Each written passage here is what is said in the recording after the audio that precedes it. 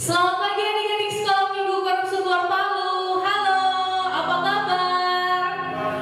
Tentunya adik-adik yang ada di rumah maupun kakak guru sekolah minggu yang ada di rumah pasti bersuka cita.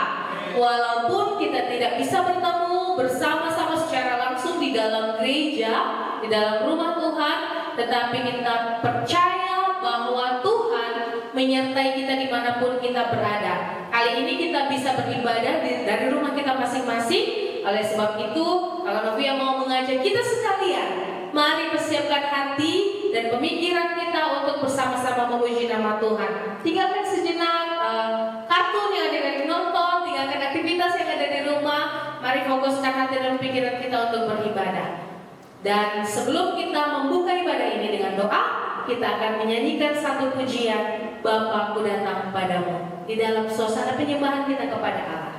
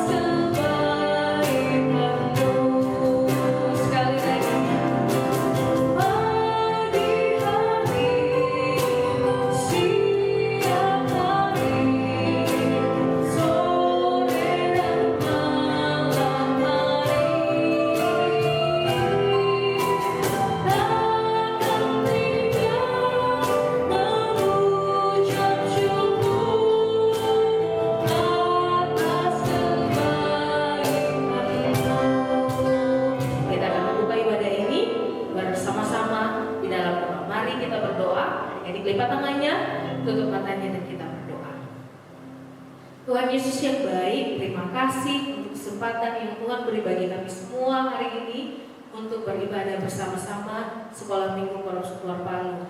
Terima kasih Tuhan, meskipun kami tidak bisa berkumpul di dalam gereja, tetapi kami bisa beribadah dari rumah kami masing-masing. Oleh sebab itu Tuhan, kami mengundang Engkau hadir di dalam hati kami, di dalam kehidupan kami, bertahta atas puji-pujian kami, supaya ketika kami memuji nama Tuhan, kami memperoleh sukacita yang berasal daripada Tuhan. Terima kasih Tuhan, kuduskan waktu ini, di dalam nama Yesus kami berdoa. Amin. Amin. Adik-adik siap untuk memuji nama Tuhan? Oke, kita akan menyanyikan beberapa buah pujian.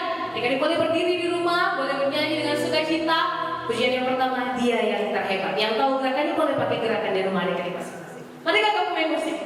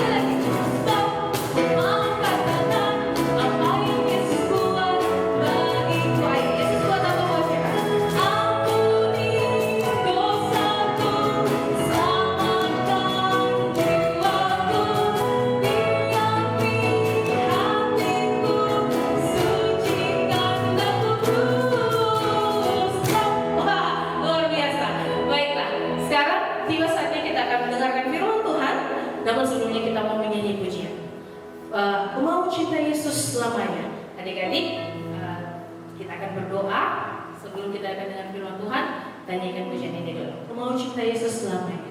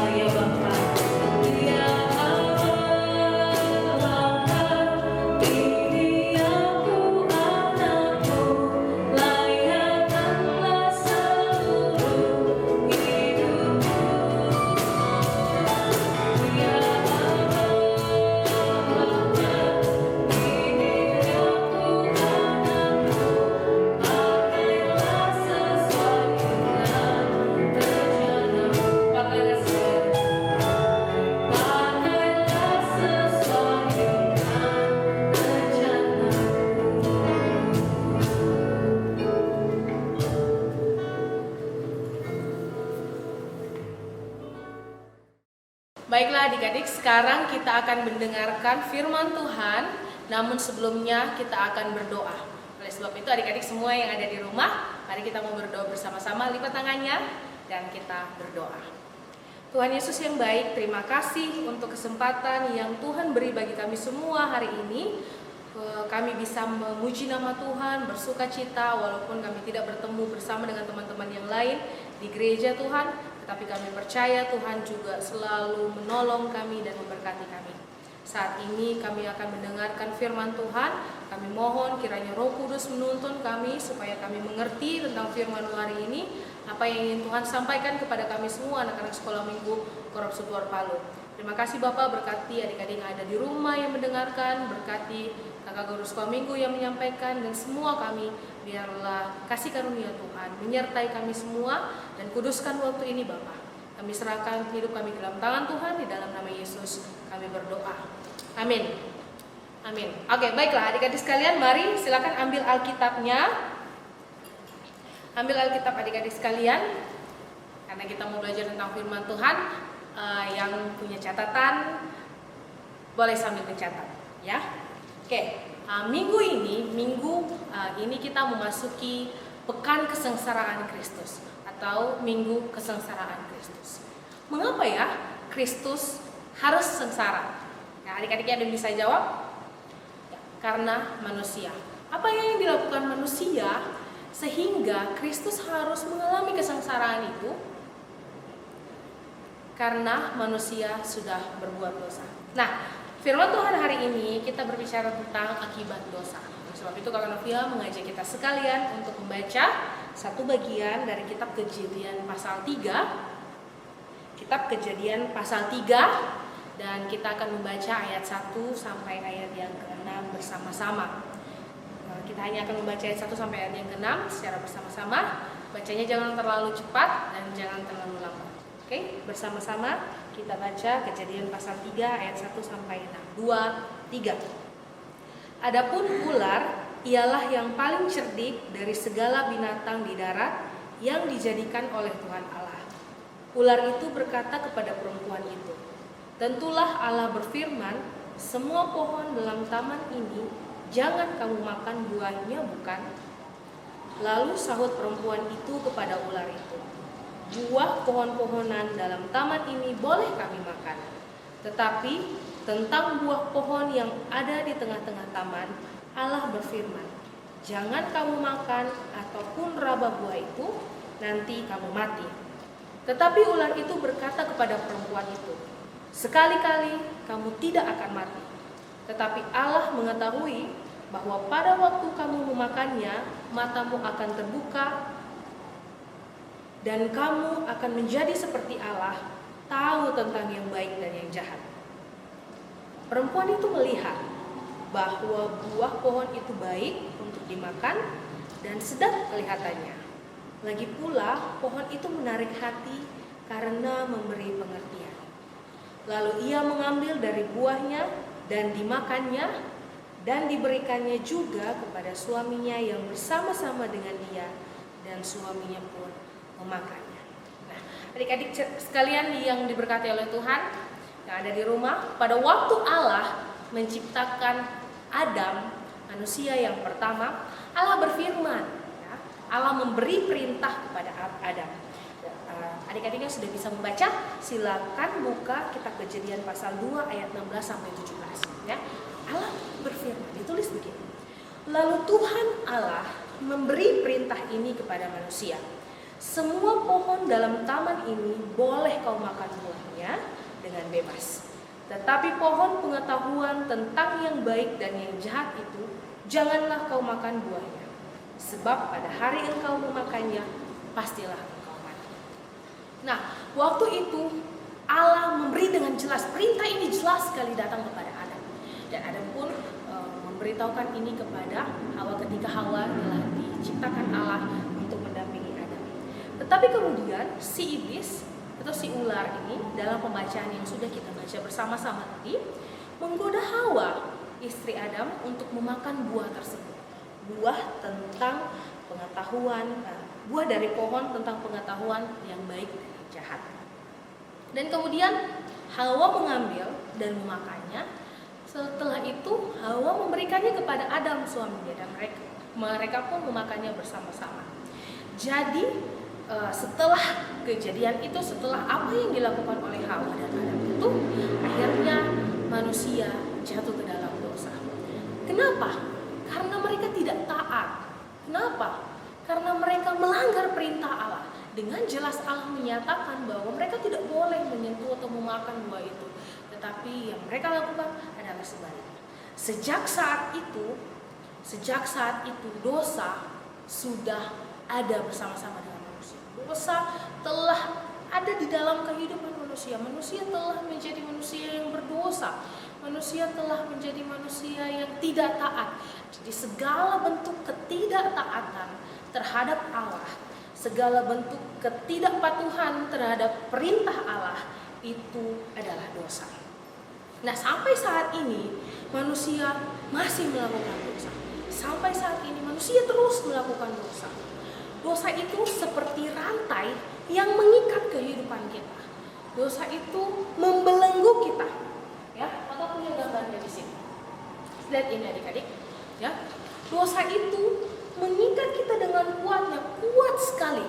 Sampai kita tidak bisa melepaskan diri kita sendiri. Kenapa? Karena kita diikat oleh dosa. dosa, dosa, dosa, dosa. Di mana-mana setiap hari ini kita melakukan dosa. Setiap waktunya kita melakukan dosa. Dan dosa itu mengikat kita dengan kuatnya. Kakak punya satu ilustrasi di sini tentang gambaran bagaimana ketika kita melakukan dosa. Ya, di sini kakak punya sebuah gelas. Pada awalnya manusia itu seperti air yang bersih, bening. Ketika Allah menciptakan manusia, manusia tidak kenal itu apa yang namanya dosa. Ya, kita bersih, Adam bersih. Tetapi ketika kita melakukan dosa, maka dosa itu tinggal di dalam kehidupan kita. Satu kali buat dosa, oke? Sekali lagi kita buat dosa. Sekali lagi kita buat dosa. Sekali lagi kita buat dosa. Lama-kelamaan hidup kita semakin penuh dengan dosa. Lama-kelamaan hidup kita terus dipenuhi dengan dosa. Dosa yang lama belum selesai, dosa yang baru kita buat lagi. Setiap waktu kita melakukan dosa dan akhirnya air yang tadinya bening itu menjadi hitam. Bukankah dosa itu seperti ini? Ya, ia menghitamkan kehidupan kita yang terang, yang penuh dengan terang oleh Allah. Ia menggelapkan kehidupan kita. Ia membelenggu kita dengan kuatnya sehingga kita tidak bisa melepaskan diri kita sendiri. Tidak ada manusia yang sanggup untuk lepas dari dosa yang sudah dia perbuat. Dan akhirnya adik-adik sekalian, dalam Alkitab menuliskan dalam Roma pasal 3 ayat 23 seperti demikian. Roma pasal 3 ayat 23. Karena semua orang telah berbuat dosa dan telah kehilangan kemuliaan Allah. Firman Tuhan telah menuliskan bahwa kita telah berbuat dosa. Tidak ada satu manusia pun di dunia ini yang tidak melakukan dosa. Dan karena dosa itu, kita kehilangan kemuliaan Allah. Adam dan Hawa pun ketika mereka tidak taat, ketika mereka melanggar perintah Tuhan, ketika mereka melakukan dosa, ada hukuman yang harus mereka.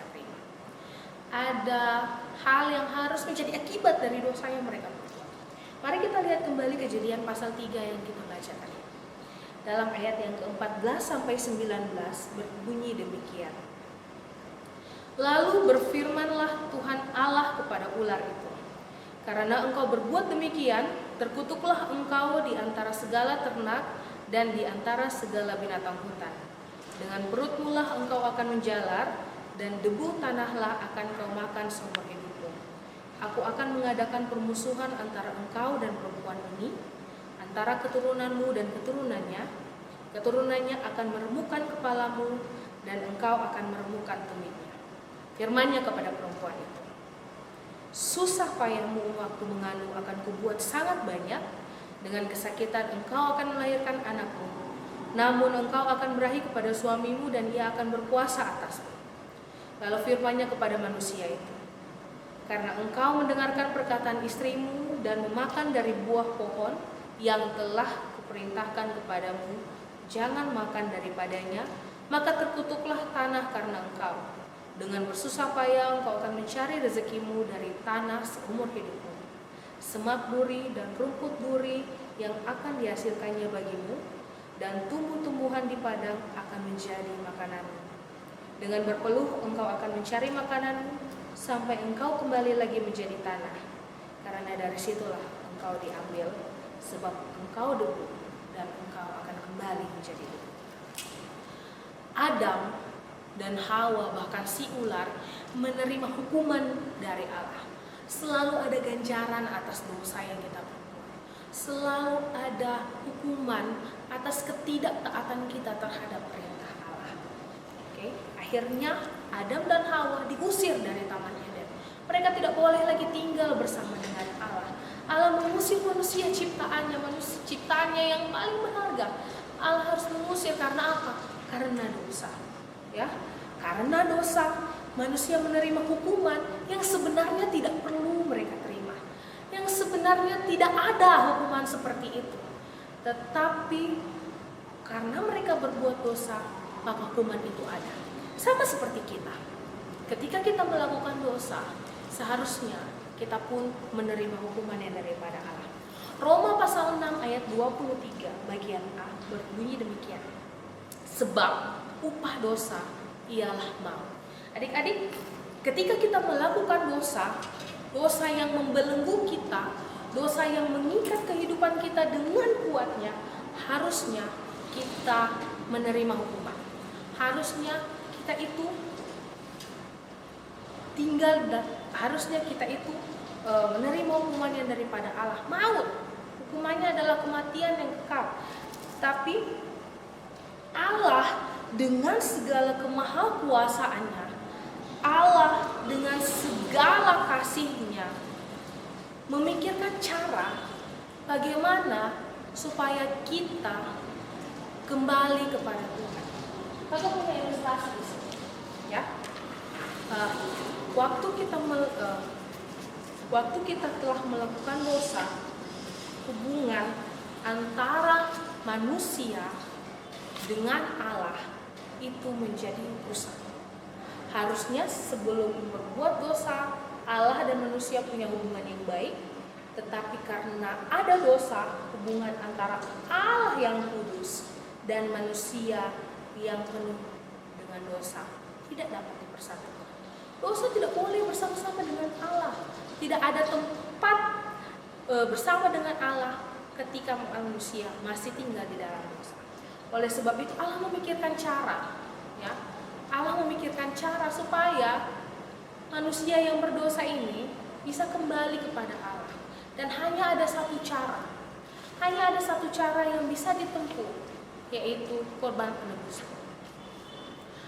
Dan mengingat tidak ada manusia di dalam dunia ini yang tidak melakukan dosa, Allah berpikir lagi, siapa yang harus dikorbankan? Tidak ada manusia yang tidak melakukan dosa. Semua manusia sudah berdosa. Semua manusia sudah kehilangan kemuliaan Allah. Maka Allah dengan segala kemuliaannya, Allah dengan segala kemahakuasaannya mengambil inisiatif untuk turun ke dalam dunia, mengambil rupa seorang manusia menjadi setara supaya ia dapat melakukan penebusan terhadap dosa manusia. Jadi Allah yang luar biasa yang tinggal di surga yang kekal harus mengambil rupa seorang manusia, harus mengorbankan dirinya sendiri untuk menebus kita yang berdosa. Nah, itulah yang selalu kita peringati ketika perayaan Jumat Agung setiap tahunnya dilaksanakan di gereja kita. Allah yang luar biasa, Allah yang berkuasa itu mengasihi kita dengan sungguh, mengasihi kita dengan luar biasa, sehingga Dialah yang mengorbankan dirinya untuk mati di kayu salib. Kristus, anaknya yang tunggal, yang datang untuk kita semua karena kasihnya. Maka di dalam minggu kesengsaraan ini, di dalam pekan kesengsaraan ini, Kakak Novi mau mengajak adik-adik sekalian, mari coba renungkan, berapa banyak sih dosa yang kita perbuat? 1, 2, 3, 10.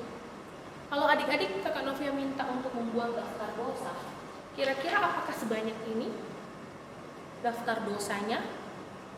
Atau 1 lembar bagian ini tidak cukup, harus ada timbal balik? Atau mungkin 1 lembar timbal balik tidak cukup, ada lembar-lembar dosa yang lain yang harusnya kita buat daftar. Dan dengan dosa sebanyak ini, bagaimana mungkin kita bisa tinggal dengan Allah? Dengan dosa sebanyak ini, harusnya kita dihukum maut, harusnya kita menerima hukuman. Dosa sebanyak ini mengikat kita, menjauhkan kita dari Allah. Tetapi Allah tidak ingin itu terjadi. Allah tidak ingin supaya manusia itu menerima hukuman maut. Oleh sebab itu Dia datang bagi kita sekarang. Oleh sebab itu Kristus ada, menjalani pekan kesengsaraan, menjalani masa-masa di dalam dunia, sampai pada akhirnya Ia harus mati di kayu salib, mengorbankan dirinya, darahnya yang kudus harus tercurah bagi kita sekalian sebagai korban penebusan, sebagai korban keselamatan. karena kita manusia yang berdosa. Mari kita merenungkan di dalam kehidupan kita, di dalam pekan ini. Walaupun kita tidak bisa bersama-sama beribadah di sekolah minggu Korop Sutwar, tapi saya yakin adik-adik di rumah juga menaruh hati, menaruh pemikiran kepada Kristus, bahwasanya karena kasih-Nya kita boleh mengingat kembali bagaimana kita yang berdosa telah ditebus oleh Allah. Oleh sebab itu adik-adik sekalian, selamat menjalani minggu kesengsaraan Kristus. Selamat merenungkan kembali bagaimana Kristus mati bagi kita di kayu salib, mengorbankan dirinya, menebus kita manusia yang berdosa hanya karena kasih. Kasih yang tidak ada di antara manusia, kasih yang hanya Allah yang punya, kasih yang sempurna bagi kita sekalian. Mari kita berdoa. Terima kasih Tuhan Yesus, hari ini kami belajar tentang dari firman-Mu tentang dosa. Kami sadar Tuhan, kami adalah orang-orang yang berdosa, tetapi kami bersyukur karena Allah mengasihi kami dengan kasih-Mu yang kekal, sehingga Tuhan mau hadir dalam dunia untuk menebus dosa kami, sebab kami tidak bisa melepaskan diri kami sendiri dari dosa. Terima kasih Tuhan, di minggu kesengsaraan ini kami berdoa dan menyerahkan kehidupan kami, supaya kami menjalaninya dan dengan terus merenungkan, dengan terus mengingat bagaimana kasih Allah begitu nyata lewat karya penebusan yang sudah Tuhan buat dalam kehidupan kami. Terpuji, termulia nama-Mu Tuhan. Tuntun kehidupan kami selalu. Jaga kami Tuhan dengan kasih Tuhan, supaya kami tetap ada di dalam jalan yang Tuhan kehendaki sebagai anak-anak Tuhan. Kami mungkin masih kecil Tuhan, kadang kami tidak bisa mengerti, tetapi kami percaya bahwa Roh-Mu akan menolong kami di dalam setiap hari hidup kami. Terpujilah Engkau Bapa di surga. Terima kasih sekali lagi. Di dalam nama Yesus kami berdoa. Amin.